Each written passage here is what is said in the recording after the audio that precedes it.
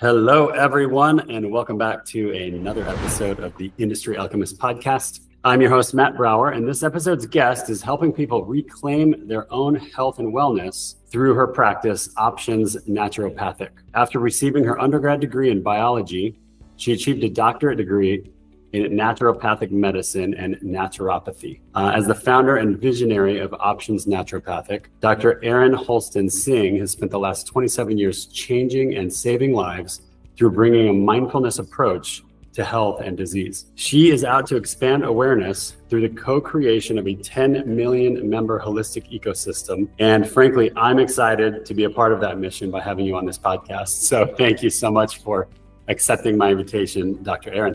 Thank you so much for having me. This is going to be fun, I think. Yes, definitely. Dr. Erin and I met recently at an event in Omaha, Nebraska. A dear friend of both of us, Omani, had an event called the Heartland Gathering, where there was about 400 conscious leaders came together and just talked about ideas and mindfulness and everything, everyone's practices, meeting each other. Yeah, it's really super special event and time to just get away and be where there is almost no connection with the outside world. I love that. We just don't hardly ever get that anymore because we're so connected all the time, 24/7 phones and Wi-Fi. And so you have to go to a special place on the branch to get a connection to the outside world. It's a good thing. Yeah, it's beautiful. How long was this your first time attending that event? I know there's actually a second time. My husband and I went last year as well. Nice. I was going to go last year. I couldn't pull it off, but this year I finally made it. So pleasure to meet you there. Yes. It was actually quite inspiring for me because I was not aware that there were so many. Obviously, there's a lot of people around the world that are working on incredible things to move our world forward and how we operate as humans. But to have that many people of that level of influence and following coming together in one single event, I was blown away. Came back to Panama super inspired, oh my God, I want to have as many of these people as possible on this show, because this is the intent of this podcast, to be a platform for people that are working on moving our lives forward in a beautiful way to help expand and share the world, share the story, I should say. So yeah, I was just thinking a lot about how everybody used to say the 6 degrees of separation and something to do with Kevin Bacon, whatever that was, and now it's really 1 degree of separation, because it's everywhere you go, there's always someone who's connected to someone else that who's in this, what we are, I guess, calling the consciousness space. But there's more and more and more and more people coming into the consciousness space. And I'm wondering, just sometimes, some people, to me, it seems as if they're living underneath a rock, or I'm in a bubble, but I feel like my bubble is getting bigger and bigger and bigger and bigger. And soon the bubble is going to burst, and it's going to be everybody that's looking and thinking about things in a much more aware kind of way. That's not just looking at things through making the world better through a political avenue or a political lens, even though those things still need to exist. Yeah. And I'm glad you touched on that, because this is the name of this show. I'm actually very soon going to be doing a name change and a little bit of a rebrand of this podcast. But right now it's called the Industry Alchemist. And the word industry is too 3D business for me. It was, I've had this podcast for about 3 years now. And I've really shifted who I have on this show very mindfully. And so I'm going to take that word out, and it's going to still have the energy of alchemy in it. But basically, what modern day alchemy is, or what alchemy is in general, if you think about it, it's not taking some, the traditional definition of it. It's not like taking this metal water bottle and turning it to gold. If you think about what it actually is, it's coming up with an idea, a way of being, or an idea of any kind, and getting collective agreement to also agree with that idea. And then that's shifting the way we humans operate based on that idea, that like you are doing in the health and wellness space, And the more you can spread this idea of how this should work, here's this gold, this gold way of, seeing and interacting with our bodies and healing ourselves. The more people, that bubble burst that you're talking about, that's what the alchemy is. The more people that are in alignment and agree with that idea, that's the way medicine should work, not the way it's been working. That's alchemy, and that's a very big part of what you're up to. That is what you're up to. Absolutely. So, I love the word alchemy, even if it does mean transmuting lead into gold, right? Right. Yeah. Right. Anything that gives credit, credence, awareness to the concept of how our consciousness is impacting the physical world. I just love that. I mean, that's really the realm that I've been probably playing in my whole life, even though I didn't really deeply know that. Yeah. like really get it in the way that I have in the last few years. And I mean, I don't know. It's also fascinating to me as I've been reflecting on my own journey, how in just the past few years, like I have had a lot of change in my own awareness. Like, I think I was really living in like a fantasy even just a few years ago about what I could do and what I was capable of. And then my business grew a lot. And then I was like, okay, here I'm a doctor trying to run, a business that's too small to be big, but too big to be small. And, having a team and having to manage people. And it's like a whole nother reality set in of what I had to contend with. And I really didn't want to deal with it, so I was like in denial about it, and then, really struggling and whatnot. But I think it's become like this little microcosm metaphor for me of all of us business owners, all of us who are at the head of any organization, big or small, are trying to figure out how to alchemize the awarenesses and support our employees to bring prosperity for them. And it's not just about the service of the owner. It's about what are we doing in this world, and what are we trying to impact, and what are we trying to change, to transmute with some conscious awareness. And to me, the realm of medicine just has ignored the beauty and the input of nature for too long. Yeah, I wouldn't even say they ignored it. They've run away from it. Yeah, I mean, suppressed it, denied, like, Cartesian thing, right? Mind, body separation, and then, slowly tiptoeing back in with psychosomatic. And I'm always explaining to people, like, there's no soma without psyche and no psyche without soma. Like, they are one thing. Yeah. So I love this. Like, let's dive deeper into that and your specific methodologies, because this is a very deep, passionate topic for me personally. I am very connected to how we heal our own bodies through movement and our mind. And it's a very big part of my coaching practice. And so I'm super eager to hear, like, talk high level and then as deep and detailed as you want to get. Describe for us how you work with your clients and your patients. Yeah, it would be really, really fun, because we have changed and metamorphosed a lot over the last just even few years. After having been in practice for as long as I have, I had one particular employee who I'm going to name because she should hear a shout out from me now and again.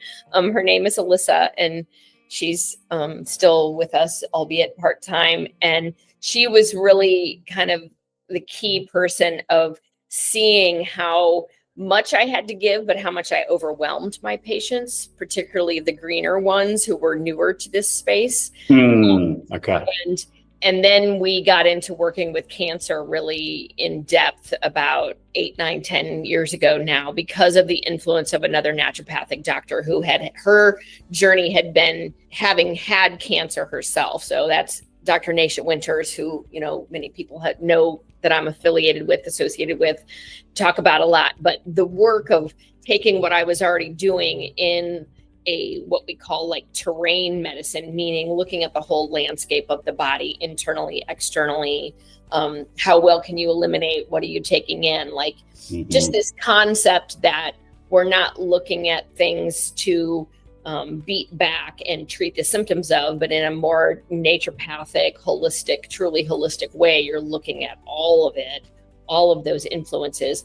Having already been in that space and then starting to work with cancer patients, we just had so much to give people. It was like every single person we saw was drinking from the fire hose. And then we'd see a lot of people fall off. It was too overwhelming. They couldn't do it. So what about it, really quick? What do you think? What about it was too overwhelming? The amount of things to do, or the belief that this is going to have an impact, or what do you think? Well, I would say it's definitely different for every single person, but I would say that the biggest difference in this realm is that we acknowledge, recognize, and support that the patient themselves has to be accountable to themselves, whereas the system at large was largely predicated upon you're not really responsible for what happens to you. You know, like if I look at my dad, who was recently in the hospital, it's like he's yelling at the doctors all the time, like they're supposed to just fix him, you know? It's like, wait a minute, you know, like, how did you get to this position that you're in now, you know, at 84, where everything's falling apart? Like, you have a role to play in that. And so what we're doing is, you know, very squarely trying to help people see where they have agency in their process, both on a mental and emotional and physical and historical and epigenetic and even an ancestral level. So, you know, what we've built now is an onboarding that ultimately we're going to make available to anybody. It doesn't have to be somebody who just has cancer diagnosis, because really everybody should be doing this degree of stepping in and understanding themselves and their process, wherein we're showing them how to go deep into the data, like the science and their blood work. And, you know, there's so many different types of assessments that one can do these days, you know, between what the science of the biohacking world, as we call it, and then, you know, alternative assessments, in addition to just an alternative or a more broad-based lens on conventional blood work, which is really the main thing that we here focus on a lot, because it's something that just about anybody has access to. We can get discounted labs, but we take a very broad-based approach of looking at a variety of blood work markers that then give you a really good idea through the patterns of what they're saying, that you can read into the microbiome and, you know, oxidative stress, inflammation, hormonal balance, all of the different, you know, blood sugar, all of the different pieces there, that we help people understand what they really want to be focusing on, what they really need to be focusing on, where they don't need to be over worried, maybe where they do need to pay more attention. But another big piece of it is that whole, what I call mind body piece. If we're not helping somebody understand how they're relating to themselves and how they make meaning in the world, then, you know, we may not be doing much of a service to help them know how to make any changes to their habits. So a big part of it comes in, like with our onboarding process with cancer patients, we have them write their life story and we give them some parameters about it. And some people take liberty to make it pretty long, and some people it's way too short. You know, it's a couple paragraphs, and the, you know, the variety of the two, but it's really, that's sort of the keystone appointment that Alyssa helped me create, is something called a genesis, where we that's where it's pulling all the things together.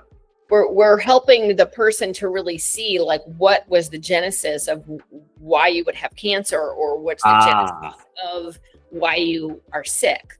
Wow, that is powerful. So it's a lot about bringing to the surface that which we don't always want to look at.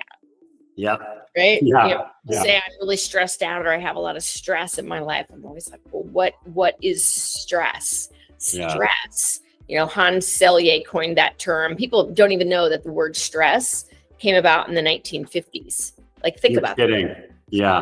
It's not even a very old word.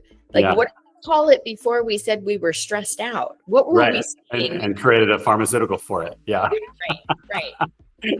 When you look at it from that much broader lens, it's hilarious. All of this. It's like, how did we go down this path? I mean, we have our theories of how we went down this path, but it's wild what we've bought into as a a collective?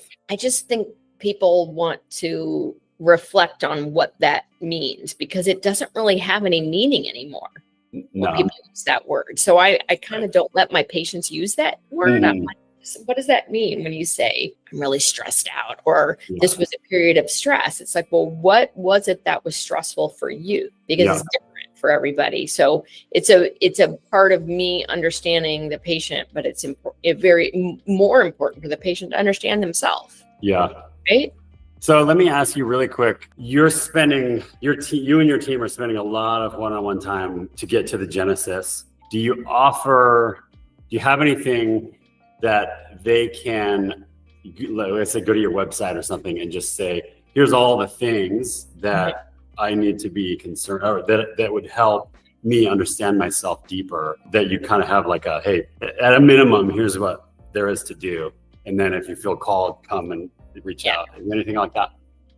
Well, interesting. I have two things that are really kind of core and somewhat unique to me, in the sense that it's a combination of working with the developmental aspects of an individual as well as the temperamental aspects of an individual. So developmental is going to be the same for all humans across the board, right? Where all humans are basically going through the same stages of development when it comes to your endocrine system, your nervous system, your physical development.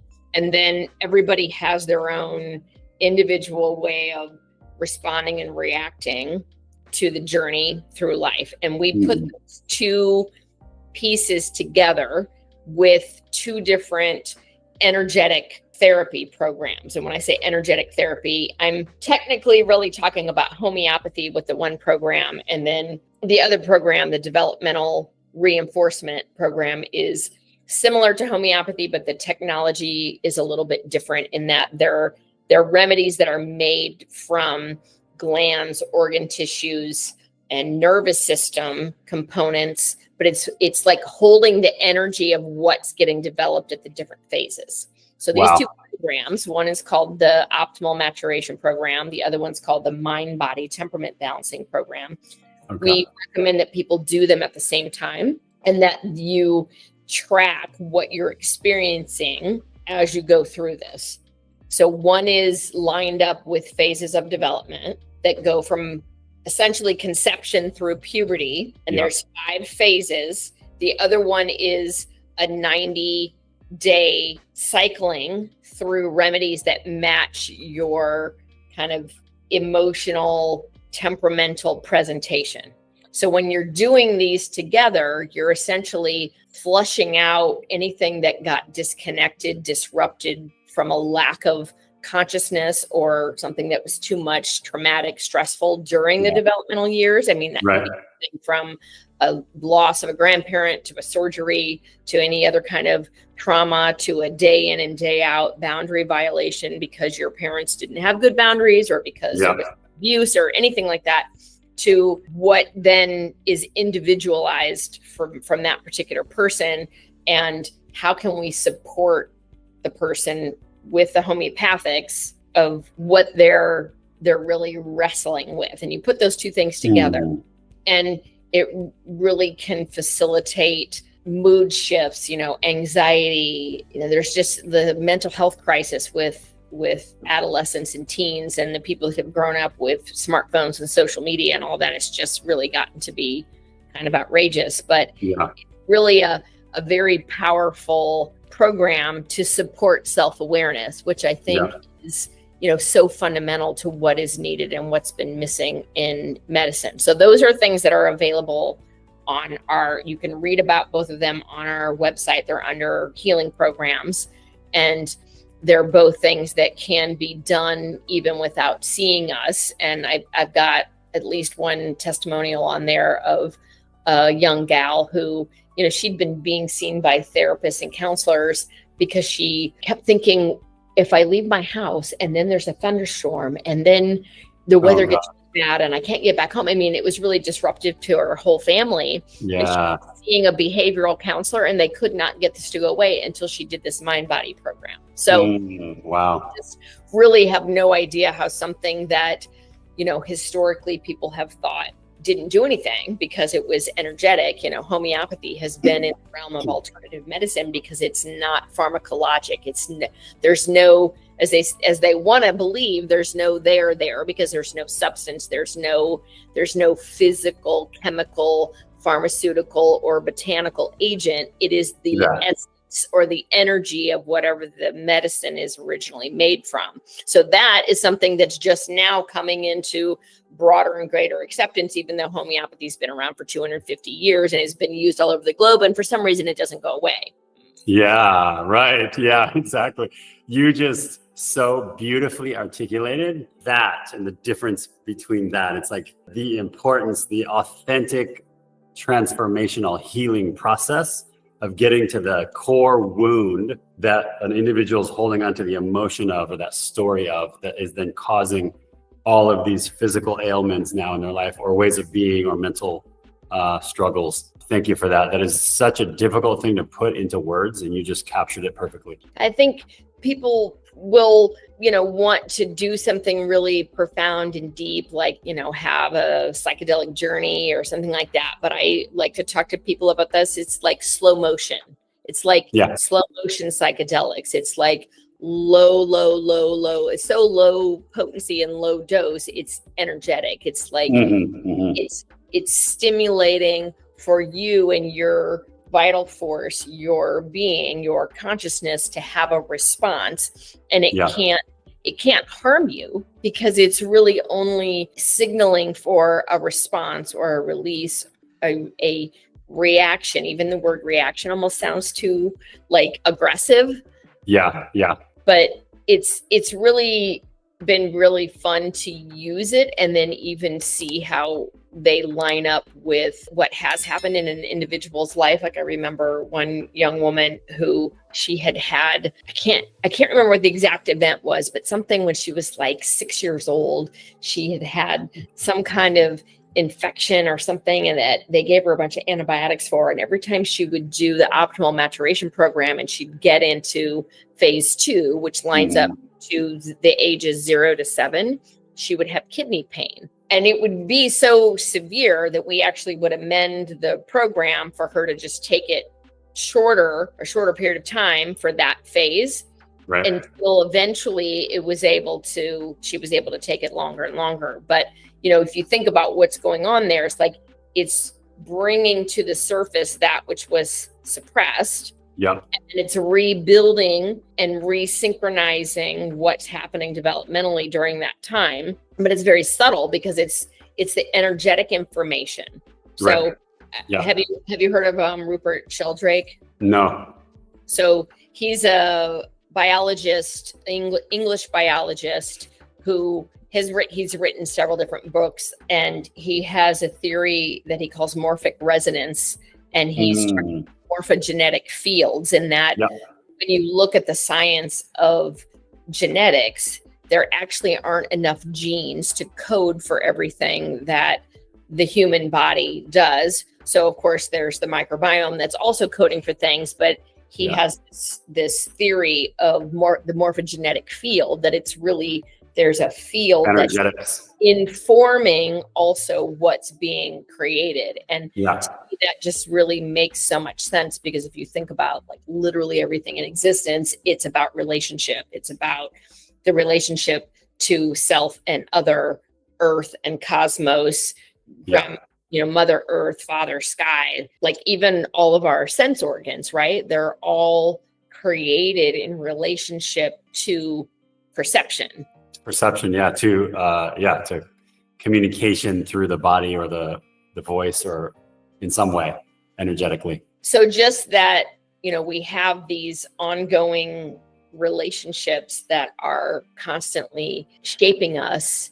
And, think about this idea of a field, and then even that there's a witness, right? Like the whole double slit experiment. Yeah. That things are impacted simply through being seen.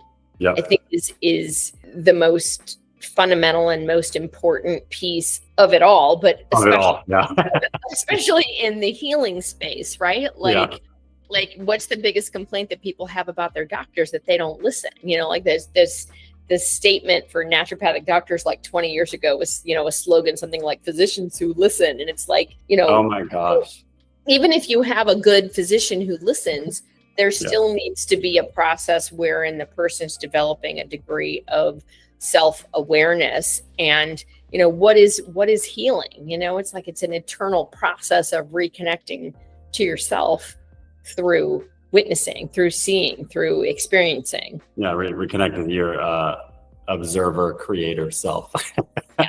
Yeah. Yeah. Wow. I what I teach is everything that's happening in our physical body is tied to an emotion or a story that we're holding on to in our mind. Every disease, every injury, every tight muscle, every even the good things, it's all a manifestation of our mind. Yeah. And when you can get to that core thing that happened that caused, you know, that ailment or whatever it is to get created, that your mind then created as a truth, as a reality or a filter that now you're living through, that is authentic, life-changing, transformational healing at the core. And it's possible with every single ailment, I believe, that we encounter as humans. Yeah. So that, Matt, reminds me to just share a little bit about what I have started just in the last couple of weeks calling track 1 and track 2, because that's what you're talking about is what I would call track 1. Like track 1 is always there. It's like the mind creating, the experiencing, the subconscious creating, you know, maybe what isn't in our awareness, and the importance of being aware and bringing things into awareness. But then the track 2 can be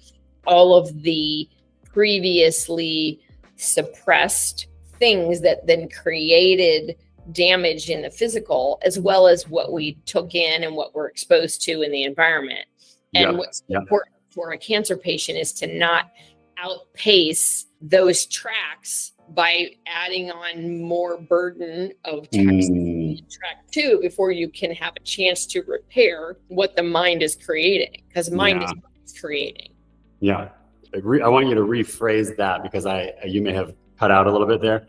You said after adding more toxic something. Can you say that again? Toxic burden. So what I'm toxic burden. Yes. What I'm specifically, you know, talking about is that when people get a cancer diagnosis, they often go into like terror mode that, you know, and the whole MO of the entire world's conventional medical approach is you have to hurry up and do this, that, and the other, when the person hasn't taken enough time to slow down to really even understand how severe is this cancer? Do I have metastasis? Do I have active circulating tumor cells? What's going on in my, you know, what we call terrain, meaning how much inflammation, how much oxidative stress, how much is my circadian rhythm out of whack? Like, you can't heal a disconnected part of yourself if you're completely, deeply disconnected from yourself. Like, this is just representative of being disconnected. This, you know, wherever these tumors show up in the body, it's like symbolic. The body is a symbolism machine, right? Right. Yeah. So it's just, you know, myth embodied. Yeah. The mythical stories we've ever come across, where we've embodied it, and it's a signaling system to pay attention. Yeah. So another just thing that I really want to speak to. I have no idea how long we've been talking, but I'm watching the clock. I know you have to get to your next thing, and I'm being mindful of that. So I'm good. I'm good at the moment, but I didn't know how far in we were. But one of the things that is really like fundamental and is key. I don't know if I mentioned that I have a book that I'm going to be submitting to a publisher here. You haven't, so let's talk about that. In the next month or so here, my editor and I are working on the proposal. So God willing, we will be submitting this right after the first of the year. But the book is called Source Medicine, and the notion is essentially, you know, everything comes out of source, everything is consciousness and is coming through us, and everything is kind of acting out and enacted within source. But one of the most fundamental components and core theses in this book has to do with what we think of as the microbiome and what we think of as infection in the world, because to me, the science of this hasn't been reconciled with the reality of it. So in holistic thinking, and, particularly come a lot more clear to a lot of people since the pandemic, is that the terrain is what creates the germ. It's not germ versus terrain theory, as they say, germ theory, terrain theory. I don't know if these are phrases that are familiar to you. A little, somewhat. Describe what terrain theory is? So I think it might be easier for me to say first what germ theory is, but germ theory is like the idea that what makes you sick is contracting a virus, catching a cold, getting an infection from something or someone. And terrain theory is basically saying if you have a dirty, fish bowl, you're going to have a sick fish. Yeah. So that's, this idea of the working with the terrain. It's like you have to clean up the system, and then that's what is going to create health or lack therein.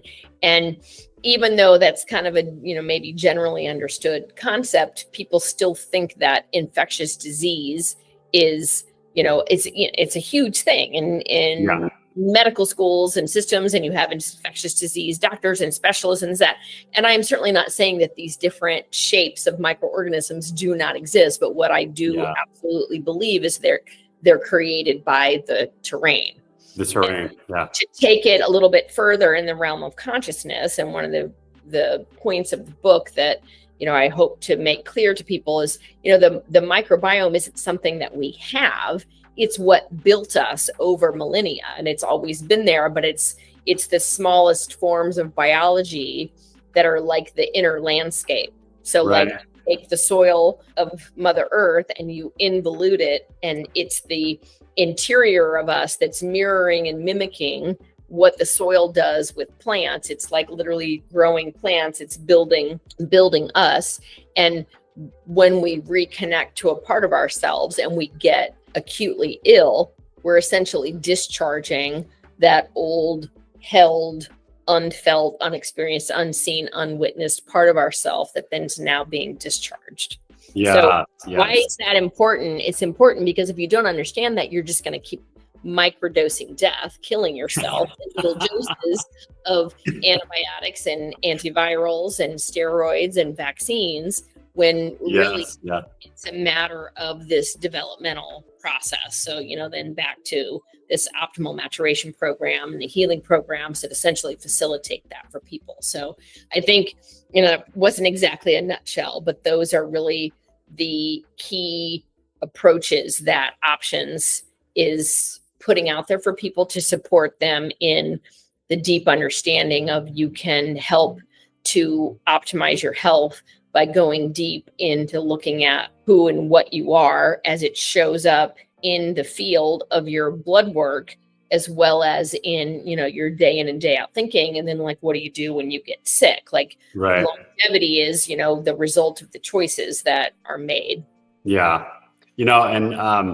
My doctor, so eventually through podcasts and everything, I'm sure people will hear my story, but the long story, super short, is that as I grew up, I had the most allergies, environmental and food, and the most maybe not the most illness, but the most allergies to food and environment of any human that I've ever heard of before. And my doctor told me, this time I was like a young adult, maybe 20 or something. I remember her saying something like, I had it in my mind that there were things outside, germ theory or terrain theory, both, whatever, that I take in and it causes me to get sick. And what she said, I kind of reframed it. It hit me differently. And I reframed how I interact with all of this in that moment. She said, wow, your immune system is so overactive. And so the immune system, it's not that there are things that are bad and they're getting in me. Just tell me what you think about this. It's not there are things that are bad out there and they're coming in and making me sick. It's that those things that exist that I'm breathing in or that are getting on me or whatever, my immune system is so overactivated trying to protect myself that's what causes me to feel the symptoms of sickness. And once I understood that, and through my own inward healing journey the result of that, learning to get to the core of these overreactions of the immune system, the stories, beliefs, the traumas, that essentially is a direct correlation to the nervous system in the body calming down more and more and more, which then sickness occurs less and less and less. And that's how I think this is how I relate to all of this actually working together. That's been my experience. And now I literally have zero allergies to everything. I do get sick sometimes still, but it's quite rare. And so what you're doing with your patients is, I have lived it. I'm sure I have not lived the depth that you bring to the table, but I'm super curious about that. But there's, as they say, there's many ways to skin a cat, right? And I certainly don't to have the only way, because you know what you went through was a process of like understanding yourself and self-awareness. But what I would say about what was likely going on was whatever it was that had created that scenario where your immune system was hyperreactive, it was likely created from practices, relationships that were violating your natural barriers to the outside world. So every person is a semi-permeable bit, you know, you have a semi-permeable barrier to the outside world. You have skin, you have your gut, you have your hands, you have your lymphatics, and you're taking in the world. But if, as I was saying earlier, if you have a day in and day out parenting system that is, you know, over invasive or, you know, perhaps even violating, right? Somebody who has violated a boundary, like the body takes that in as a symbolic violation. But then we put antibiotics and vaccines on top of that, which is additional toxic items that you're talking about.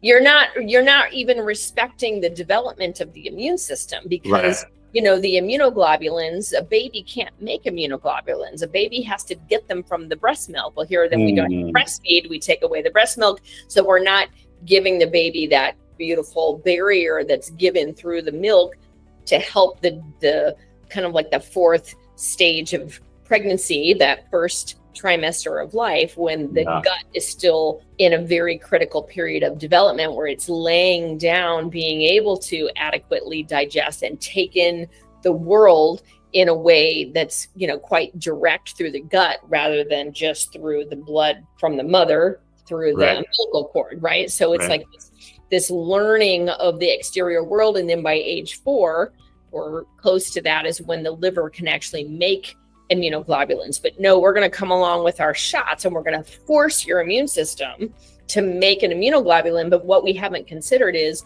we're violating the natural order of how we introduce foreign proteins into the body, because we're going to give you an injection rather than letting it come in through a natural way. So it's so much the development. What needs to happen to every individual is to allow that development to occur. So when people have had multiple violations or deterioration of these natural barriers, that's why there is that overreactivity of the immune system, which, you know, is so ubiquitous in the population now. Like, how many people have patterns of what we call autoimmunity that either show as, you know, Hashimoto's, or, you know, even just increased cytokines in the blood that are associated with various inflammatory diseases. So we have to always look back at, like, what's the story, what's the history, and deeply understand that so that we can deconstruct and or rebuild who that person is. And that's really their identity. You know, as I just said to the patient I saw earlier today, like, your immune system is tantamount to your identity, who you are as a person. Yeah, right. The belief that you have of yourself. Yeah.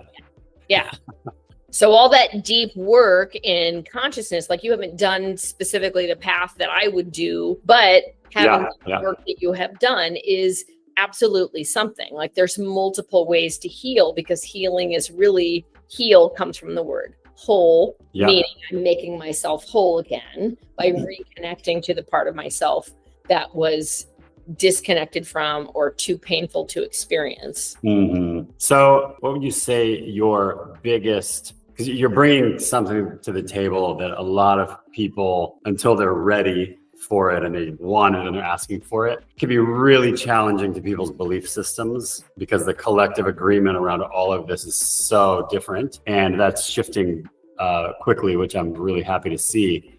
But what would you say the biggest challenge is with new patients or people coming to check you out and what you're offering, and that you have to overcome with people? Well, I think it's dramatically different from every person who walks through the door. Most people who do, finally get here, they're really ready to do something different. But if we want to have success with somebody over the long term, we have to help support them to be comfortable with maybe looking at a part of themselves that they weren't previously comfortable with. I mean, if somebody doesn't want to make a change, they don't usually end up coming to work with us. But sometimes we get people where they want the results to be different, but they're not understanding how do they go about making those changes and what getting what it takes. And so I think it's a big part of how you help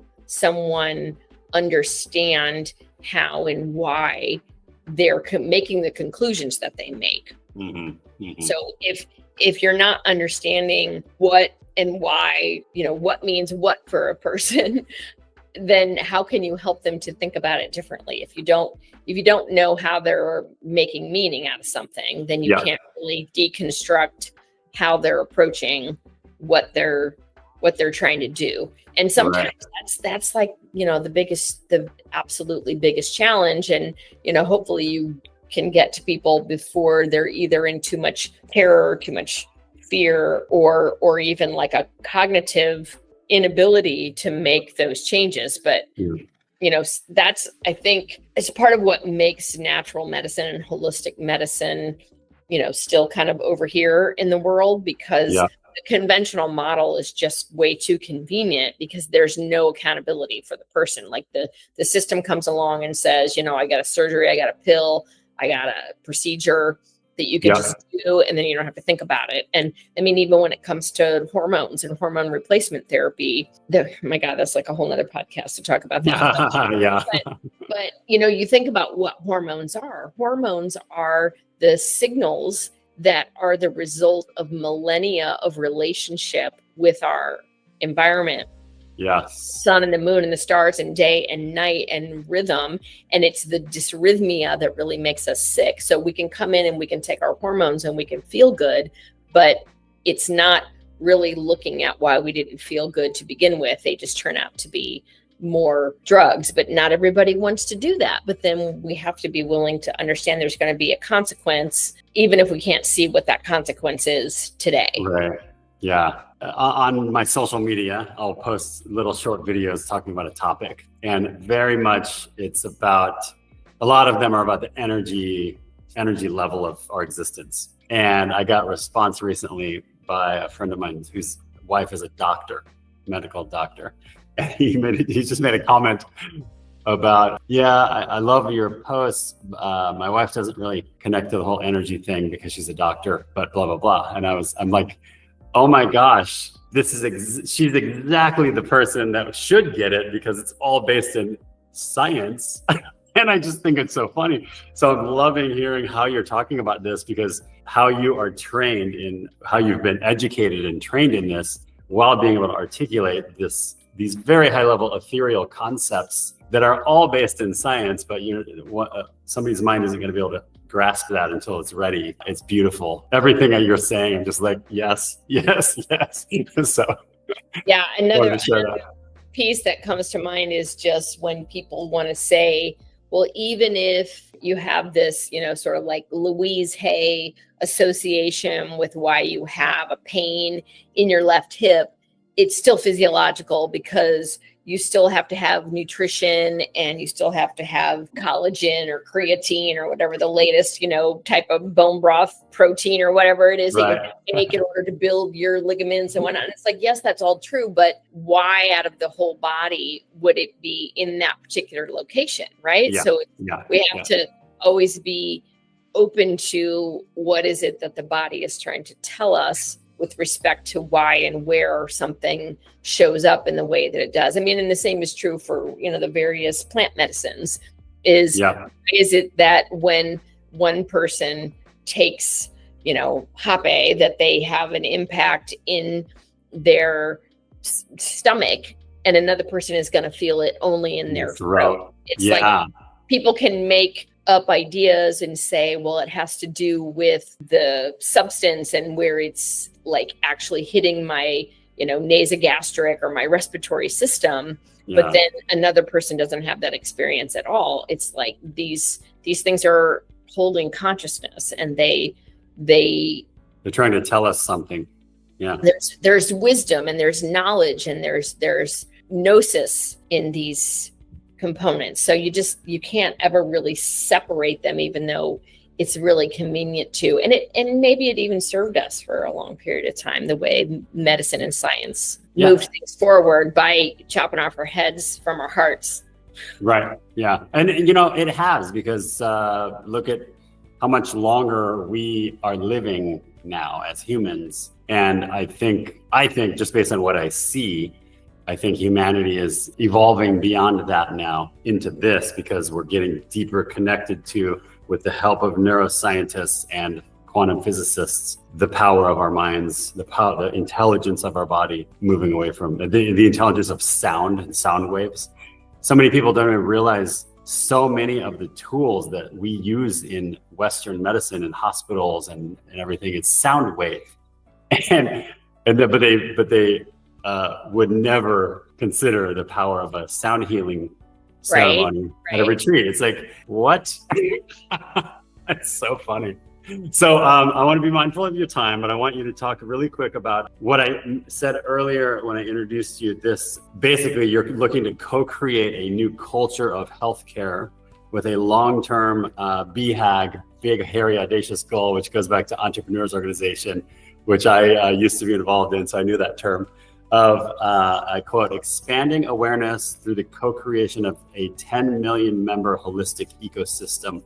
Can you talk really quickly about your vision there and how people that are listening to this podcast can reach out and partner with you? Who are you looking for, and how are you looking to partner with people? Yes, thank you. So, well, the short, medium, long-term vision is essentially, we have my little operation here that's grown. I'm looking at stepping into working with groups with a process that I'm calling co-creative consciousness circles.